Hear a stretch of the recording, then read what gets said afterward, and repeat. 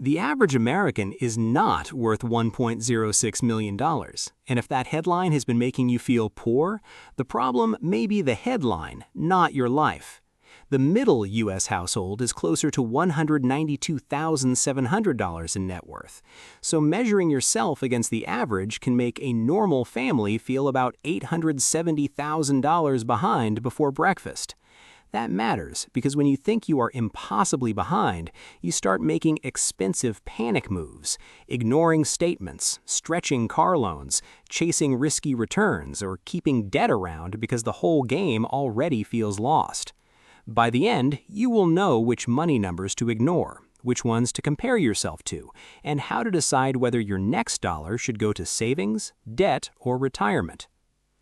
Take Maya. She's 38, works in payroll outside Columbus, and her husband drives for a delivery contractor. Together, they make decent money, but every financial article talks to them like they should already be calmly wealthy. Their home equity is about $92,000, their 401ks add up to $58,000, they have $7,400 in savings, a $6,200 credit card balance at 22%, a car payment, and one student loan still hanging around. Then Maya sees the headline, "Average American net worth is over $1 million," and there it is, that little stomach drop. Not because the number is fake, it comes from real wealth data. The problem is that it is the wrong number for the feeling it creates. Net worth just means what you own minus what you owe. If your house, retirement accounts, checking account, car, and investments are worth $500,000, and your mortgage, loans, and card debt add up to $300,000, your net worth is $200,000. The trouble is the word average. When finance articles say the average U.S. family has around $1.06 million in net worth, they usually mean the mean. Add everyone together, divide by the number of households, publish the result, and let normal people wonder what meeting they missed. The median is different. The median is the household in the middle. Half are above it, half are below it. According to Federal Reserve's Survey of Consumer Finances data, the broad median is around $192,700, while the mean is about $1.06 million. The next major update is expected around late 2026. So the same country can be described two ways. Average family net worth, about $1.06 million, median family net worth, about $192,700. Both true, very different emotional damage. So think of a used car lot with 9 reliable $12,000 cars and one $450,000 supercar. The average vehicle value suddenly looks rich, while 9 drivers are still worrying about repairs. That is what averages do with wealth. They let very large numbers speak very loudly. This is why Maya looks at her $58,000 in retirement savings and thinks, "We are ruined." But a 35-year-old renter, a 42-year-old homeowner, a 63-year-old surgeon, and a retired couple with a paid-off house should not be blended into one motivational smoothie. Nobody budgets in the average. You budget in your age, household size, city, debt, job stability, rent or mortgage, and whether your car can survive one more winter. So use the better ruler. In 2026 dollar estimates based on Federal Reserve wealth data, the median household net worth for families under 35 is around $39,000. For ages 35 to 44, around $135,600. For 45 to 54, around $247,200. For 55 to 64, around $364,500. For 65 to 74, around $409,900. For 75 and older, around $335,600. The point is not to memorize the table. The point is that age matters.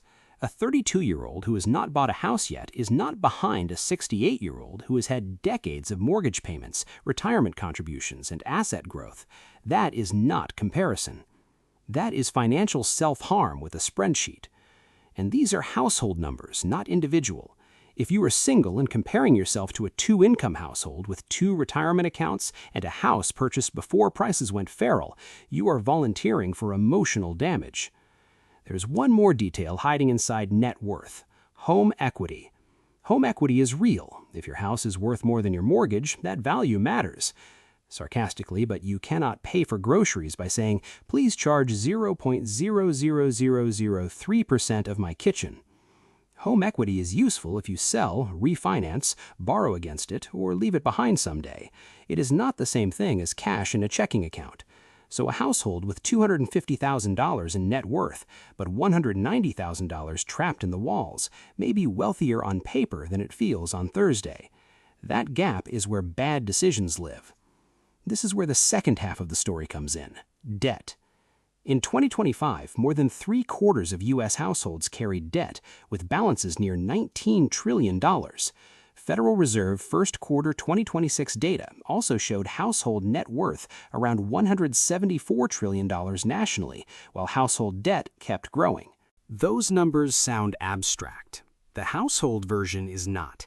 It is the mortgage, because people need shelter; the auto loan, because no car can mean no job; the student loan, because the labor market sold degrees as tickets; and the credit card, because life charges you before payday asks permission. Credit card debt is the one that gets especially nasty, because the interest rate can turn a normal balance into a treadmill. Vanguard's 2026 research framed this in a useful way. Debt repayment is another form of saving. That sounds odd, but the math is simple. If your cash earns 4% while your card charges 21%, every extra dollar sitting around while the card grows is having a very confused workday. Maya has that $6,200 card at 22%. She also has $7,400 in savings. Seeing savings makes her feel safer, which is reasonable. Nobody wants to drain the emergency fund and then have the emergency arrive with a clipboard. But if she keeps all $7,400 untouched while paying minimums on 22% debt, the card burns faster than the savings earns. It is like filling a bucket with a teaspoon while the bottom leaks by the gallon. The answer is not wipe out every dollar and pray. Keep enough cash for the next real disruption, maybe 1 month of bare bones expenses at first, more if your income is unstable. Then point extra dollars at the highest interest debt. If one card is 22%, another is 18%, the car loan is 7%, and the student loan is 5%, the 22% card is the loudest leak. This is where responsible can become expensive. Some people pay extra on a low-rate mortgage while carrying credit card debt that costs 3 or 4 times as much. Others build a brokerage account while paying 21% on revolving debt.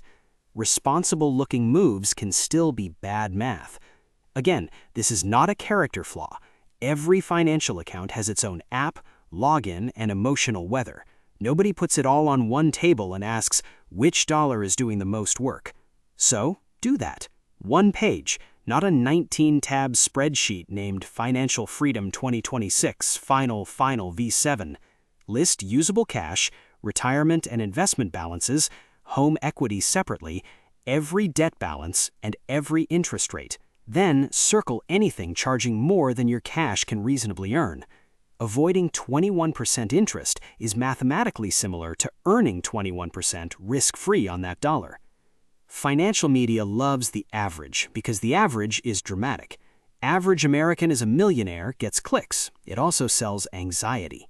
If you feel behind, you are easier to sell to. A course, a stock tip, a trading app, a side hustle with a rented luxury car personality. But normal progress is usually just contributions, debt decisions, housing choices, time, and not blowing yourself up because a headline made you feel late. So here's the benchmark stack that actually helps. First, when you hear average, ask mean or median. If it is mean, treat it carefully. The mean can be useful for economists and national balance sheets.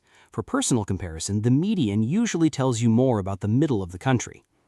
Second, compare by age. If you are 39, the all-household median is less useful than the 35 to 44 bracket. If you are 52, use the 45 to 54 bracket. If you are under 35, do not compare yourself to households that bought homes when prices, rates, and vibes lived on another planet. Third, separate house money from usable money. Home equity counts, just do not confuse it with emergency cash.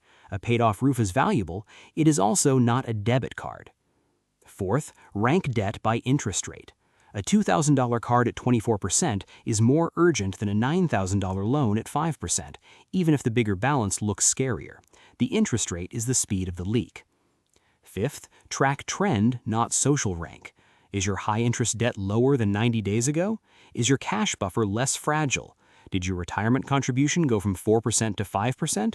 Did you cancel the $18 subscription you forgot existed and pointed at the card? Tiny, yes. Fake, no. Specific beats inspirational. If groceries are the pressure point, pick 3 repeat items where brand does not matter and move the difference to the highest rate balance the same day. If the car is the pressure point, do not shop by monthly payment, shop by total cost, insurance quote, and loan rate. If subscriptions are the pressure point, cut one recurring charge and immediately schedule that amount toward debt or savings. And if retirement is the pressure point, use defaults against yourself in a good way.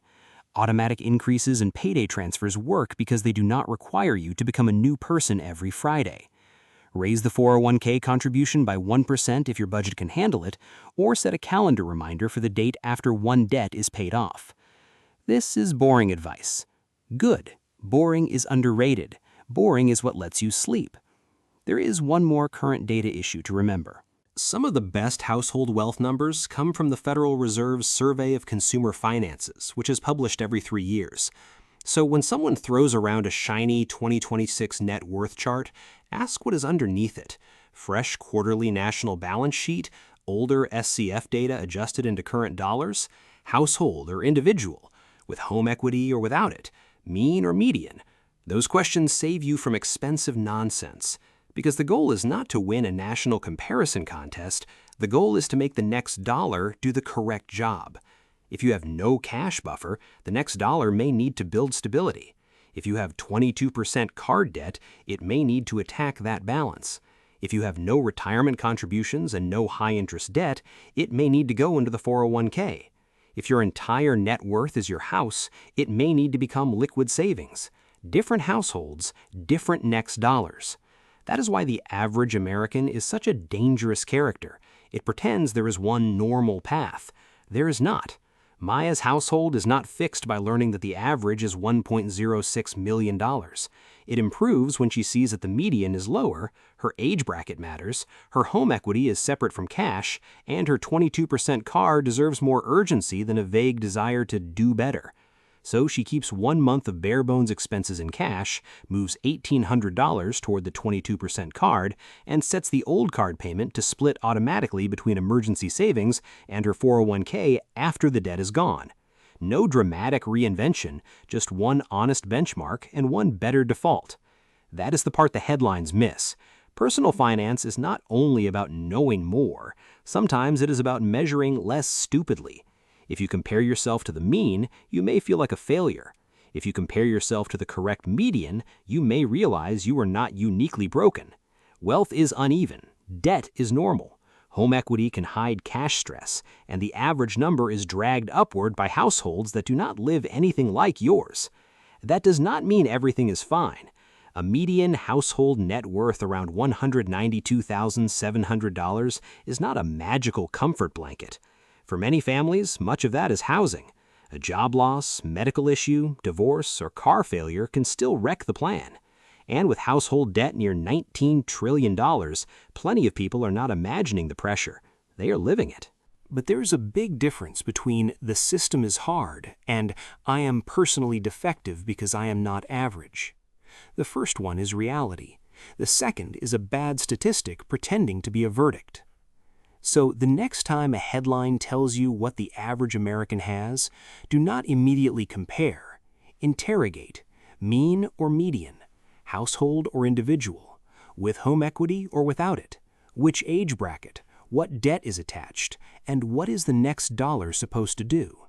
Because the number that matters most is not the $1.06 million average. It is not even the $192,700 median. It is the number you can actually improve this month. The card balance that drops by $300. The emergency fund that goes from $0 to $500. The retirement contribution that moves from 4% to 5%. The car payment you avoided because you bought the boring one and kept it. That is how normal households move. Quietly, unevenly, sometimes annoyingly slowly. But at least now you are using the right ruler.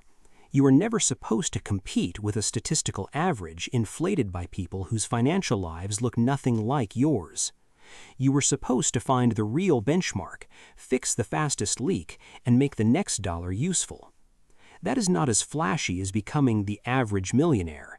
It's a lot more likely to work.